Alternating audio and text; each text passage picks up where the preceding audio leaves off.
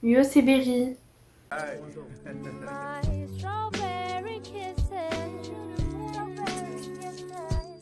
Alors, pour commencer, ne faites pas attention au décor, c'est n'importe quoi actuellement. Mais il faut que je range. Ensuite, va sûrement y avoir de nombreuses reprises des problèmes de lumière étant donné que je filme, il est actuellement dans les 15 heures en plein mois de janvier, donc il fait tôt, assez tôt justement. Et le soleil vient et part. Mais bref, c'est pas le plus important. Aujourd'hui, on se retrouve pour un SOT qui m'a demandé énormément de temps et j'avais trop envie de vous le faire. Yo, c'est la Berry du montage. Alors, je vous fais cette vidéo, on est actuellement le 26 mars 2019, non 2022. J'ai commencé à écrire et j'ai tourné principalement, c'est la vidéo qui va suivre en janvier. Donc en janvier, j'avais beaucoup moins de matériel de qualité. J'avais aussi plus de mal avec tout ce qui est filmé des vidéos, etc.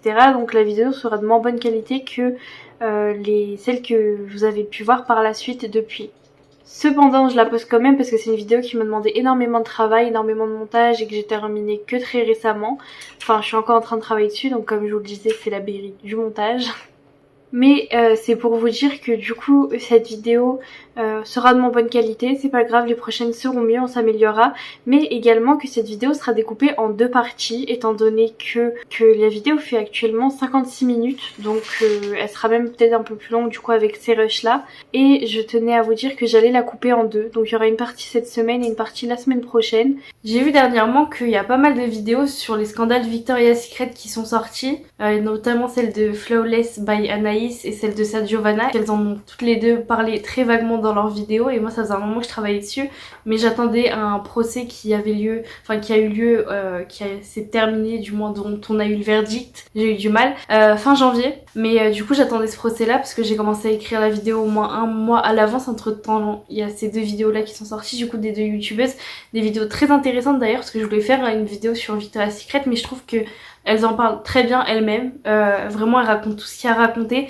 donc si vous voulez aller voir leurs vidéos, n'hésitez pas à aller les voir. Mais du coup moi je voulais me concentrer sur monsieur Jeffrey Epstein. Jeffrey Epstein, ça ne vous dit peut-être rien, donc on va commencer à en parler. Le 20 janvier 1953 à New York naît Jeffrey Edward Epstein, qui deviendra plus tard l'un des plus grands hommes d'affaires américains. Son parcours de vie est assez atypique, en effet son père Seymour G. Epstein et sa mère Pauline Epstein ne font partie que d'une petite famille sans grands moyens. Ils donnent naissance à deux enfants, Jeffrey et son frère Mark.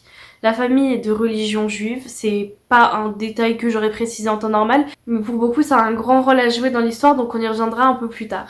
Passionné par le savoir, Jeffrey veut apprendre. Il est déjà très jeune attiré par l'idée de pouvoir acquérir des connaissances. C'est donc avec envie qu'il se rend tous les jours en cours, étudiant premièrement à la fac Lafayette High School située à New York, et ce sera ensuite la Cooper Union qui l'accueillera en cours, et enfin le courant Institute of Mathematical Sciences. J'ai lu qu'il n'aurait pas obtenu diplôme à cette dernière, mais ça ne l'empêchera absolument pas d'être très très intelligent, diplôme ou non. Et de toute façon, un diplôme ne rend pas plus ou moins intelligent une personne, c'est juste un bout de papier qui certifie que tu as appris certaines connaissances et que tu les as acquéries.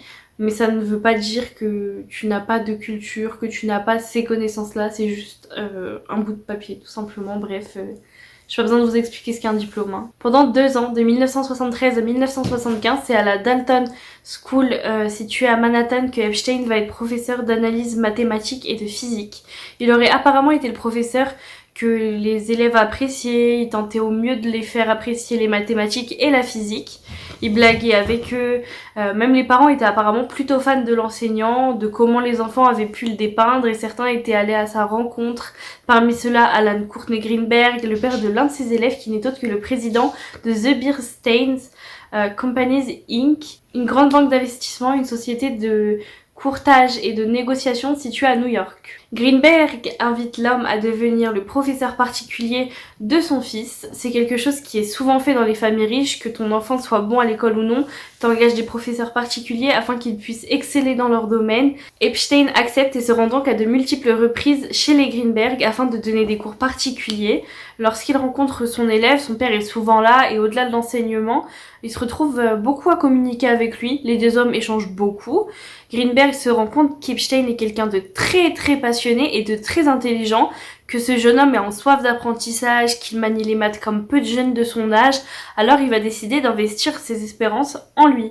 et l'embauchera donc en tant que trader junior. Ce dernier se devant donc de gérer l'argent des clients les plus fortunés de l'entreprise, tant par des conseils de stratégie fiscale que bien d'autres choses.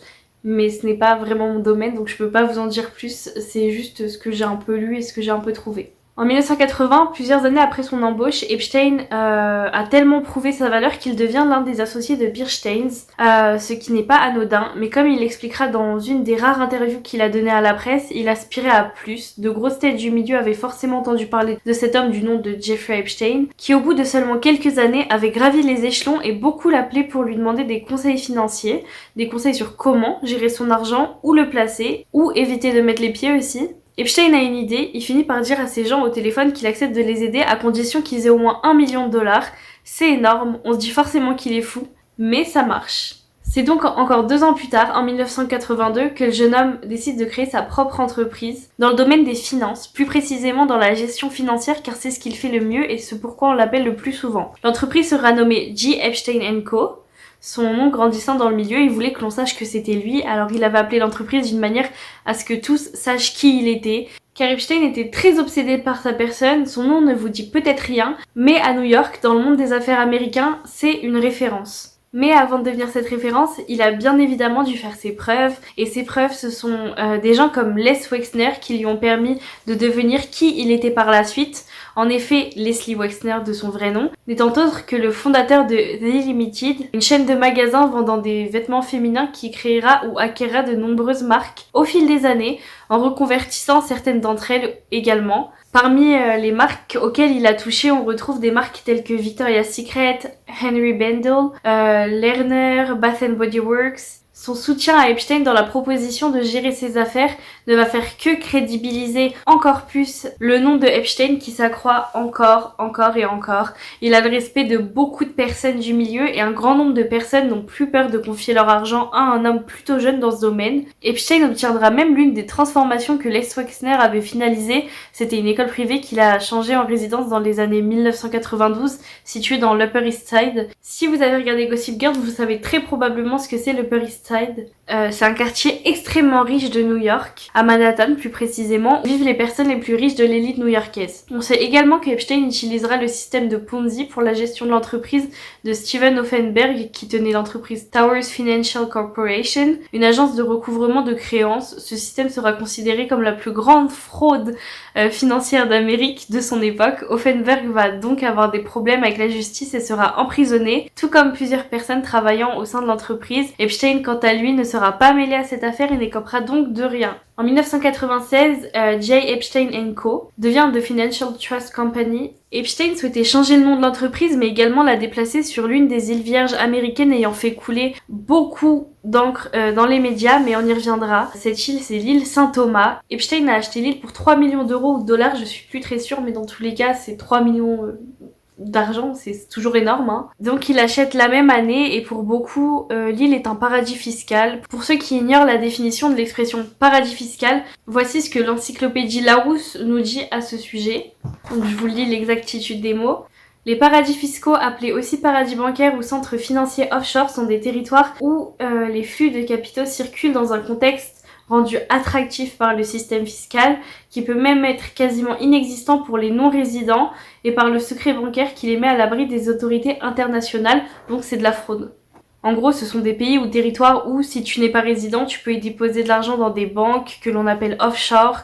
Tu as des taux qui sont faibles ou inexistants si tu es un résident de pays étrangers et donc l'argent que tu gagnes t'offre plus de bénéfices, mais c'est illégal.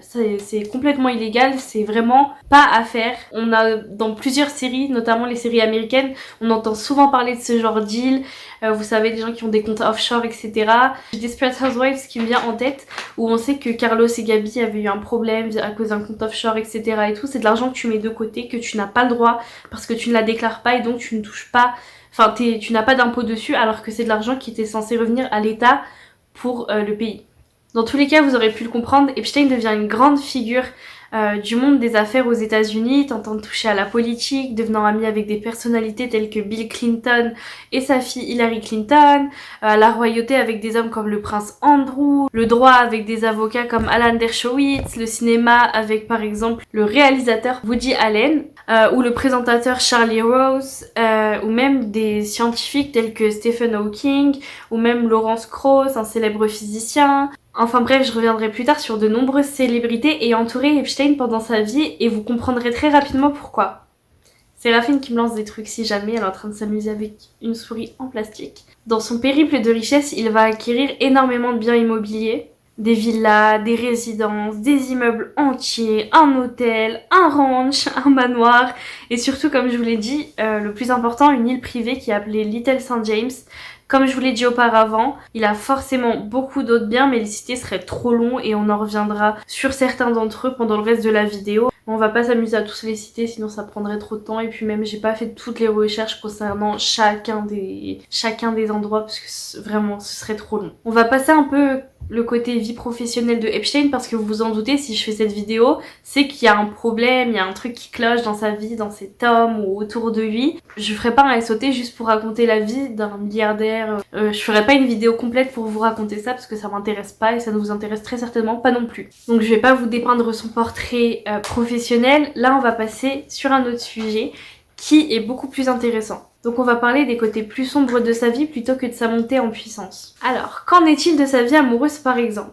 Epstein a déjà eu un bon nombre de petites amies au fil des années, certaines qui ne seront que de courte durée, comme d'autres qui vont durer beaucoup plus longtemps. Par exemple, dans les années 90, il a une relation avec Ghislaine Maxwell, qui n'est autre que la fille de Robert Maxwell, un ancien membre du Parlement du Royaume-Uni qui a fait faillite suite à des affaires très douteuses dans lesquelles il était mêlé. Alors, c'est là que Ghislaine a une idée, bien que la relation n'était pas plus sérieuse que cela apparemment, et qu'ils n'envisageaient pas de faire leur vie ensemble, ils pouvaient rester amis et travailler sur des projets tous les deux, des projets beaucoup trop sombres. C'est dans les années 2000 que commencent les rumeurs sur le fait que Jeffrey Epstein aimait les filles bien plus jeunes que lui, mais la presse ne parle que de filles majeures aux États-Unis au début. En effet, plus le temps passait et plus on pouvait l'apercevoir avec des filles qui n'avaient pas la majorité américaine, soit en dessous de 21 ans. Il a même une fois déclaré en 2014, vraiment ça m'a choqué, que s'il devait se marier, ce serait avec la fille d'Eva Anderson Dubin,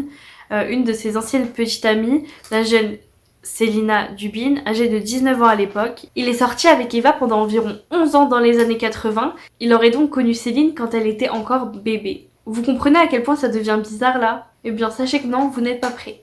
Revenons bien avant, en 1996, Maria Farmer, une plasticienne qui se plaindra au NYPD d'avoir subi une agression sexuelle de la part d'Epstein et Ghislaine Maxwell. Rappelez-vous, je vous parlais de projets qu'ils avaient les deux ensemble. Vous commencez à comprendre. Elle avait été invitée dans une résidence appartenant à Les Wexner en tant qu'artiste et s'était retrouvée prisonnière des mains d'Epstein et de Maxwell. Un an après, c'est Alicia Ardell, une actrice qui alerte le LAPD, Los Angeles Police Department, et pour le NYPD, c'est le New York Police Department, d'une agression sexuelle dont elle est victime de la part d'Epstein alors que celui-ci se serait présenté à elle comme un recruteur de modèles pour la marque de Les Wexner, Victoria's Secret.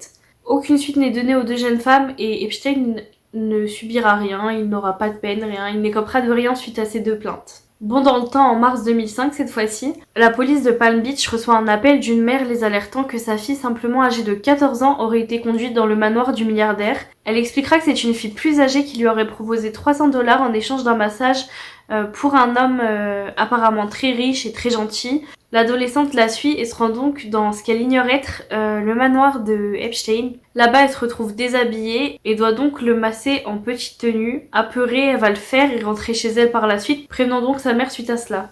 Suite à cette plainte, une première enquête à l'encontre d'Epstein est lancée, et c'est à la suite d'une perquisition dans ce lieu de vie qu'il retrouve plusieurs preuves accusant Epstein de penchants plus que discutables, tels que l'appel à des escortes pour assouvir ses désirs charnels, mais surtout des photos de jeunes filles ainsi que des vidéos emportées de ses caméras cachées un peu partout dans le manoir, qui enregistraient des rapports entre lui, ses femmes, mais également d'autres célébrités. Donc ce sont des caméras cachées et on ne prévient pas les personnes qui sont dans le manoir qu'il y a ces caméras. C'est donc illégal. On apprend que certains de ces enregistrements étaient dans le but de faire du chantage à d'autres célébrités qui voulaient pas voir de ces tapes, de sortir ou tout simplement menacer ces femmes de ne pas raconter ce qui se passait quand elles venaient, de parler de ce qu'elles subissaient ou ce qu'elles voyaient, mais également de faire tout ce dont il avait envie car sinon ces enregistrements sortiraient et le monde entier les verrait nus en plein acte. Parfois des actes même pas consentis, mais elles avaient peur que leur famille, leurs amis ou n'importe qui sur Terre puisse voir ça, Alors beaucoup se taisaient. Aussi ces filles étant plutôt jeunes, voire très jeunes pour certaines, elles étaient facilement manipulables et elles avaient peur des retombées si elles menaçaient un milliardaire. Et on leur disait parfois que personne ne les croirait ou que même si c'était le cas, il serait facile pour lui de tout effacer avec de l'argent. La police va aussi découvrir que parmi les photos et enregistrements vidéo, plusieurs d'entre elles étaient des filles mineures à l'heure actuelle ou tout simplement au moment où cela avait eu lieu. Et ils en avaient même déjà auditionné plusieurs au poste, prouvant donc bien leur présence au sein du manoir d'Epstein. Le procédé sera alors déclaré par la police. Epstein embauchait des jeunes femmes pour amener d'autres femmes afin de le masser, mais vous le comprendrez, ce n'est pas des massages ou pas simplement des massages pour certaines d'entre elles. Aussi, certaines des filles qui subissaient elles-mêmes ce que Epstein leur faisait devaient obligatoirement, elles avaient l'obligation de ramener d'autres filles à Epstein. Sinon, il les menaçait de divulguer les enregistrements, mais pas seulement. Des fois, il y avait des menaces physiques, corporelles envers elles ou leur famille, même des menaces de meurtre.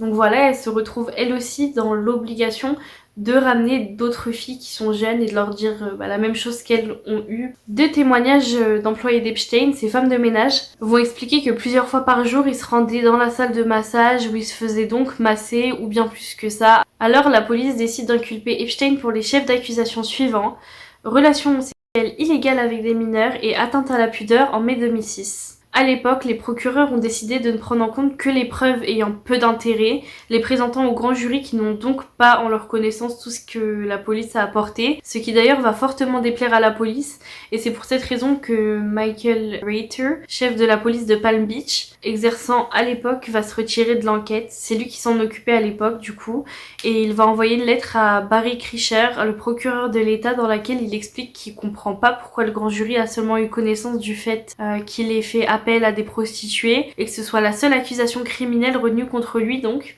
Et dans l'été 2006, Epstein ne plaide même pas coupable pour cela. Vous comprendrez donc qu'Epstein était protégé à ce moment-là et que cela était inconcevable pour un homme tel que le chef de la police, après tout ce qu'ils avaient trouvé. Mais oui, pourtant, tout ce qu'il a commis à l'époque mérite au moins la perpétuité.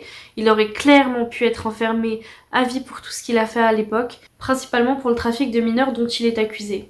Mais nous apprendrons bien plus tard que le milliardaire et les avocats chargés de sa défense avaient fait un pacte secret avec ses 10 procureurs, principalement Alexander Acosta. Il acceptait de plaider coupable pour accolage de mineurs et d'être sur la liste des délinquants sexuels en échange de renseignements sur une affaire. Je ne suis pas sûre de l'affaire. En gros, d'après ce que j'ai compris, il avait des renseignements sur une compagnie, je crois que c'était une banque ou quelque chose comme ça, qui était dans l'illégalité et qui faisait beaucoup de problèmes à l'État. Et comme Epstein avait des renseignements, il y avait dans ce pacte une clause du coup qui disait que Epstein devait tout raconter à propos de ça. Et en échange, Alexander Acosta lui donnera une immunité de justice, donc une immunité judiciaire, à lui mais également à ceux qui étaient mêlés à ces enregistrements et qui du coup eux également faisaient du racolage sur mineurs. Donc toutes les personnes qui sont complices des actes d'Epstein et Epstein lui-même ne subissent rien. Ils ne subissent tout simplement rien. À part, comme je vous l'ai dit, du coup, Epstein qui est sur la liste des délinquants sexuels et le racolage sur mineurs, ce qui en soi ne lui fait pas grand chose en fait, il n'écope quasiment de rien.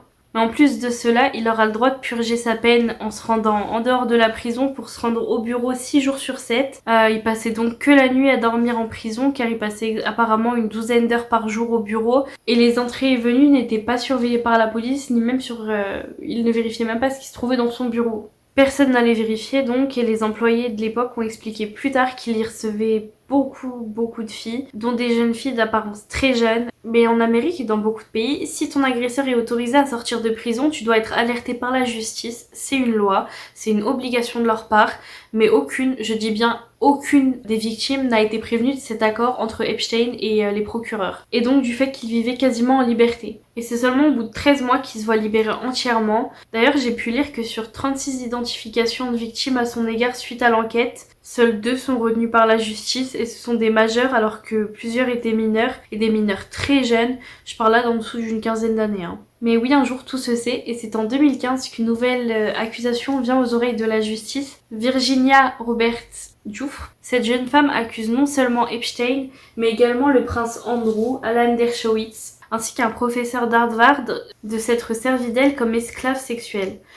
Pendant les années 2000, pendant 3 ans environ, alors qu'elle n'avait que 17 ans. Elle travaille dans un spa lorsqu'elle fait la rencontre de Ghislaine Maxwell. Elles parlent toutes deux des massages qu'offre Virginia.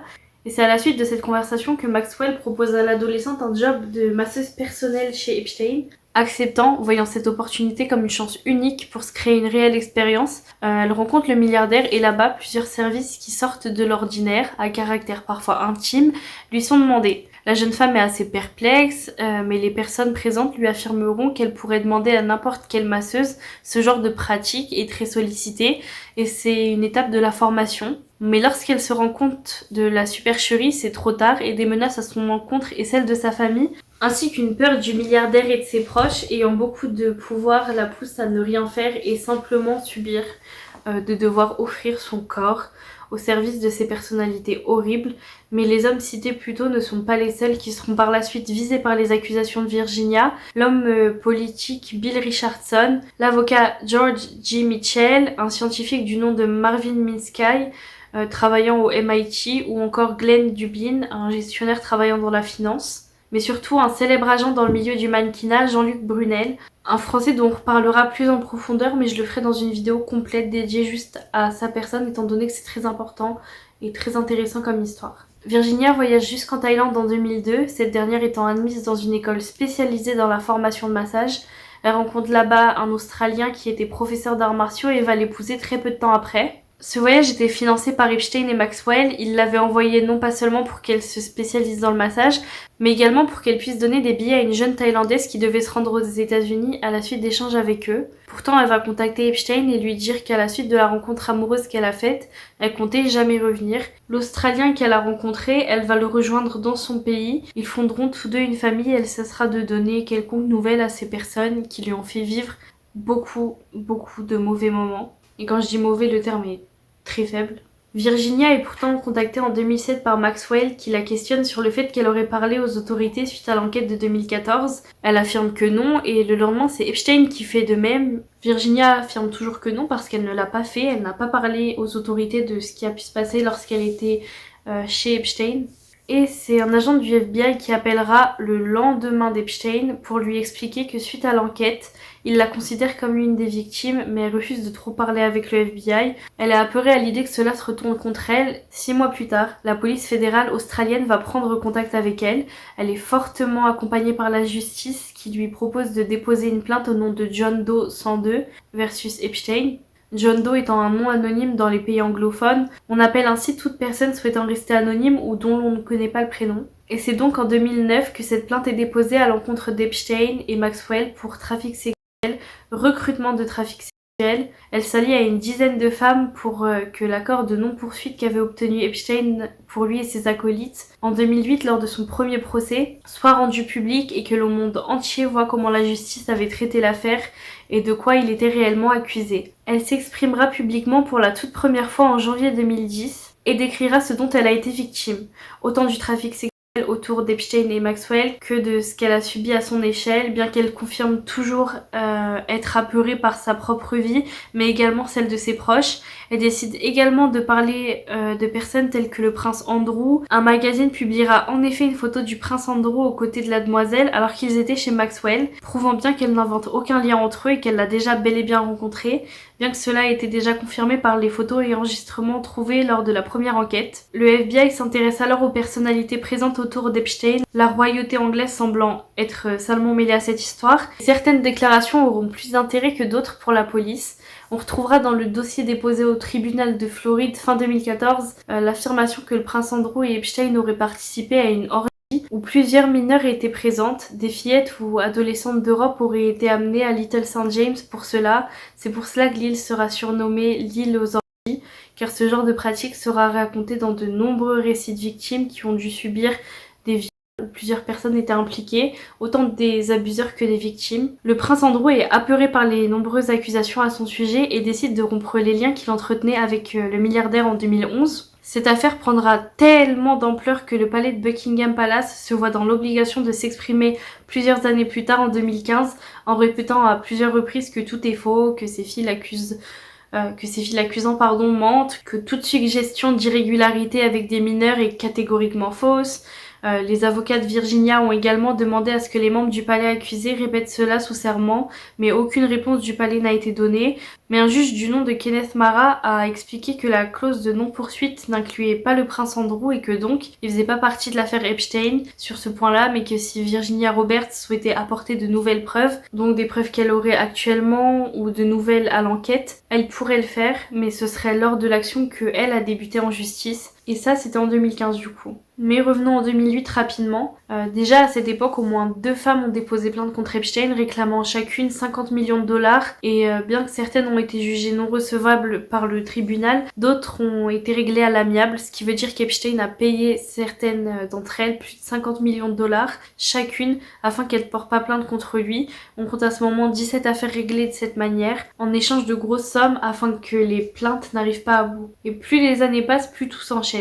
Des dizaines et des dizaines de plaintes sont déposées, pas seulement contre Epstein, mais Maxwell, Dershowitz, le prince Andrew et bien d'autres. Il y aurait un document de la cour qui affirmerait qu'Epstein aurait bel et bien, aux côtés de puissants dirigeants du monde, patrons d'entreprises, politiciens américains mais également étrangers, dont des présidents, premiers ministres, des célébrités connues, aurait été utilisé par Epstein afin de nourrir l'appétit sexuel de ces hommes, obligeant parfois souvent certaines filles. Maintenant, en 2016, de nouvelles plaintes sont déposées et cette fois-ci, en plus d'Epstein, il n'y a pas que lui contre qui on dépose plainte, mais également Donald Trump, qui est candidat pour l'élection présidentielle de l'époque. Il est accusé de viol sur une jeune femme qui aurait été âgée de 13 ans dans les années 94. Les deux auraient apparemment abusé d'elle ensemble et elle insistera sur les menaces qu'elle aurait eues de la part des deux hommes, lui disant qu'elle et sa famille risqueraient gros si leurs actions venaient à savoir. En 2018, l'affaire prenait de plus en plus de place dans le monde entier et la clause de non-justice était devenue publique. Tout le monde savait désormais comment la justice avait accepté les dérives d'Epstein et de ses acolytes et les personnes ayant laissé passer tout ça. Principalement Alexander Acosta ont expliqué qu'ils auraient été impressionnés et apeurés d'Epstein et des hommes qui l'entouraient, que ses avocats auraient fait preuve d'énormément de pression envers eux et que lorsque c'est Alan Dershowitz qui s'est présenté à eux, ils ont fini par accepter. Ils ont justifié le fait d'avoir été si laxistes sur le fait qu'apparemment ils auraient eux-mêmes été avertis que des détectives privés enquêtaient sur eux et leurs familles et qui comptaient tenter de les évincer du système judiciaire s'ils n'acceptaient pas leurs conditions. Mais ces horreurs ont assez duré et il est temps pour la justice américaine de réellement faire quelque chose. Et voilà pour cette partie 1, j'espère qu'elle vous a plu. On se retrouve la semaine prochaine pour la partie 2.